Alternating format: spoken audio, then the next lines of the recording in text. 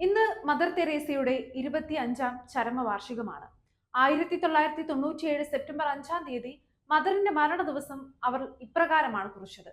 വിശ്വസിക്കുന്ന സ്നേഹവും സമ്പൂർണ്ണ സമർപ്പണവും നിമിത്തം പരിശുദ്ധ കന്യാമറിയം ഗബ്രിയേൽ ദേവദൂതനോട് തന്റെ ഹിതം പോലെ എന്നിൽ ഭവിക്കട്ടെ എന്ന് പറഞ്ഞു.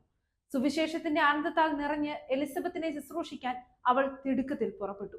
1910 ഓഗസ്റ്റ് മാസം 26-ാം തീയതി യുഗ്ലാസ്ലോവിയയിലെ സ്കോപ്ചെ പട്ടണത്തിലാണ് മദർ തെരേസയുടെ ജനനം. നിക്കോളോ ദ്രെയിൻ ബൊജാക്സു ദമ്പതികളുടെ ഏറ്റവും ഇളയ മകളായി ഗൊണാക്സോ ആഗ്നസ് എന്ന പേരിലാണ് മദർ തെരേസ മാമോദിസ സ്വീകരിച്ചത്. തനിക്ക് 5.5 വയസ്സുള്ളപ്പോൾ വിശുദ്ധ കുർബാന സ്വീകരിച്ച ആഗ്നസ് 1916 നവംബറിൽ സ്വൈരീ ലേപനം സ്വീകരിച്ചു. ആഗ്നസിന്റെ 8-ാം വയസ്സിൽ അവളുടെ പിതാവ് മരിച്ചു.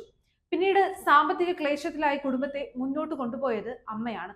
തുന്നൽ ജോലികൾ ചെയ്താണ് ആഗ്നസിനെയും മൂത്ത 2 മക്കളെയും ആ അമ്മ വളർത്തിയത്. ആഗ്നസിനെ മദർ തെരേസയാക്കി രൂപാന്തരപ്പെടുത്തിയതിൽ ഈ അമ്മയുടെ സഹനങ്ങൾക്ക് വലിയ പങ്കുണ്ടായിരുന്നു. 18-ാം വയസ്സിൽ മിഷണറി ആകാനുള്ള അതിയായ താല്പര്യമാണ് ആഗ്നസിനെ വീട് വിട്ടിറങ്ങുവാൻ പ്രേരിപ്പിച്ചത്.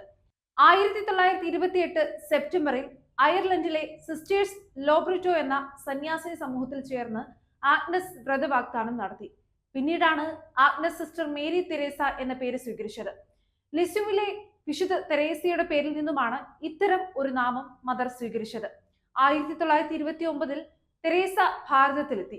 ഡാർജിലിംഗിലുള്ള ലൊറേറ്റോ സന്യാസ സമൂഹത്തിലാണ് അവൾ തന്റെ പഠനം പൂർത്തിയാക്കിയത്. 1931 മെയ് 24-ന് സഭാവസ്ത്രം സ്വീകരിച്ചു. കിഴക്കൻ കൊൽക്കത്തയിലെ ലൊറേറ്റോ കോൺവെന്റ് സ്കൂളിൽ മദർ തെരേസ അധ്യാപികയായി പ്രവേശിച്ചു. 1937 മെയ് 14-നാണ് തെരേസ നിത്യവ്രതം സ്വീകരിച്ചത്. അധ്യാപികയായി തുടർന്ന് തെരേസ തന്റെ ചുറ്റും ദരിദ്രരായ ആളുകളെ ജീവിക്കുകയും രോഗികളായി പലരും മരിക്കുകയും ചെയ്യുന്നതിൽ അസ്വസ്ഥയായിരുന്നു. 1950 ഒക്ടോബർ 7-ന് വത്തിക്കാന്റെ അനുമതിയോടെ കൊൽക്കത്ത രൂപതയ്ക്ക് കീഴിൽ മദർ തെരേസ പുതിയ സന്യാസിനി സഭ ആരംഭിച്ചു. മിഷണറീസ് ഓഫ് ചാരിറ്റിയുടെ പിറവി ഇങ്ങനെയായിരുന്നു. ആരാലും അന്വേഷിക്കപ്പെടാത്ത ജീവിതങ്ങളെ തേടി മദർ തെരേസയും മിഷണറി ഓഫ് ചാരിറ്റിയിലെ കന്യാസ്ത്രീ ആരാലും അന്വേഷിക്കപ്പെടാത്ത ജീവിതങ്ങളെ തേടി മദർ തെരേസയും മിഷണറീസ് ഓഫ് ചാരിറ്റിയിലെ കന്യാസ്ത്രീകളും കൊൽക്കത്തയുടെ തെരുവുകളിലൂടെയും ചേരികളിലൂടെയും സഞ്ചരിച്ചു.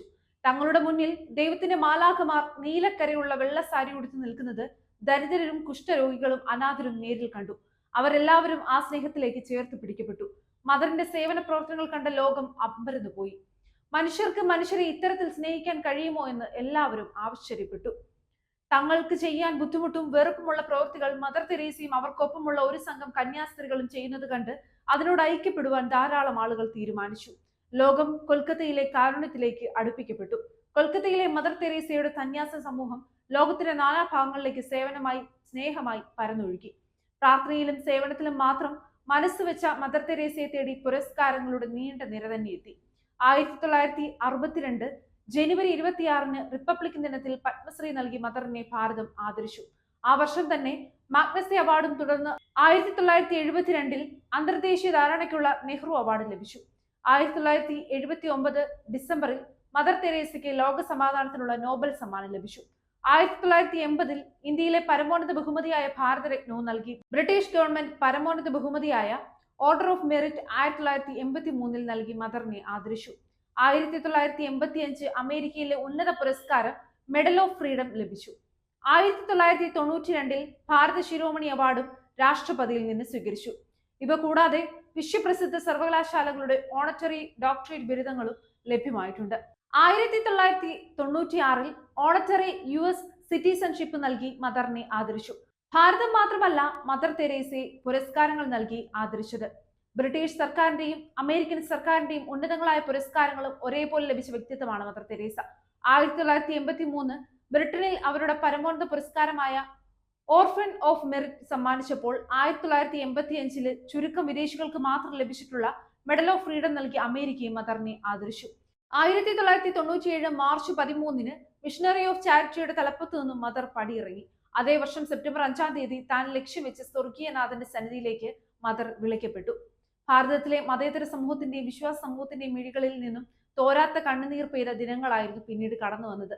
ലോക നേതാക്കൾ മദർ തെരേസയ്ക്ക് അന്തിമ ഉപചാരം അർപ്പിക്കാൻ ഭാരത മണ്ണിലേക്ക് എത്തി. ഭാരത സർക്കാർ നേരിട്ടാണ് മദർ തെരേസയുടെ സംസ്കാരം നടത്തിയത്. രാഷ്ട്രപിതാവ് മഹാത്മാഗാന്ധിക്ക് ശേഷം ഔദ്യോഗിക പദവികൾ ഒന്നും വഹിക്കാത്ത ഒരു വ്യക്തിയാണ് സർക്കാർ ചെലവിൽ സംസ്കാരം ഒരുക്കി നൽകിയത് തന്നെ മദറിന് ആദരം എന്താണെന്ന് വ്യക്തമാക്കുന്നു. The mother of house of the missionaries of ചാരിറ്റിയിലാണ് മദർ തെരേസയെ അടക്കം ചെയ്തത്. അവിടം ഒരു തീർത്ഥാടന കേന്ദ്രമാകുവാൻ ഏറെ സമയം വേണ്ടി വന്നില്ല. ഒരു വ്യക്തി അന്തരിച്ചു കഴിഞ്ഞാൽ വിശുദ്ധ പദവിയിലേക്ക് അവരെ ഉയർത്തുന്നതിനുള്ള നടപടികൾ സാധാരണയായി 5 വർഷത്തിന് ശേഷമാണ് നടത്തപ്പെടുന്നത്. എന്നാൽ മദർ തെരേസയുടെ വിഷയത്തിൽ ജോൺ പോൾ രണ്ടാമൻ മാർപ്പാപ്പ പ്രത്യേക ഇളവുകൾ നൽകുവാൻ തീരുമാനിച്ചു. 2003 ഒക്ടോബർ മാസം 19-ന് മദറിനെ വാഴ്ത്തപ്പെട്ടവളായി ജോൺ പോൾ രണ്ടാമൻ പ്രഖ്യാപിച്ചു.